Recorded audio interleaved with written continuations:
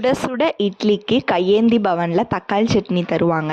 இந்த தக்காளி சட்னி தண்ணி மாதிரி இருந்தாலுமே அதுக்கான உப்பு கார புளிப்பு சேர்த்து ரொம்ப சூப்பராக இருக்கும். வாங்க எப்படி செய்யலான்னு சொல்லிட்டு பார்க்கலாம்.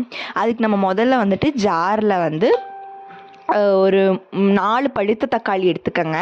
சின்ன தக்காளினா 4, இல்லை பெரிய தக்காளினா 3 போதுங்க. அது கூட ஒரு பெரிய வெங்காயம், பூண்டு, அதுக்கப்புறம் சீரகம், மிளகாய்த்தூள் இதெல்லாம் சேர்த்துட்டு அப்புறம் கொஞ்சமாக உப்பு சேர்த்து நல்லா அரைச்சி எடுத்துக்கலாம். இப்போ பேனில் எண்ணெய் சேர்த்திட்டு கடுகு நல்லா பொரிஞ்சதுக்கப்புறமா இப்போ நம்ம கருவேப்பிலை நம்ம ஆட் பண்ணிக்கலாங்க.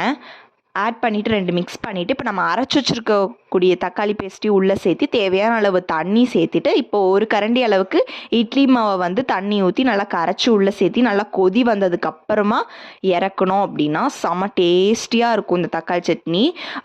அதுக்கான உப்பு காரம் புளிப்பெல்லாம் சூப்பராக இருக்கும். ட்ரை பண்ணி பாருங்கள் மறக்காமல். தேங்க்யூ.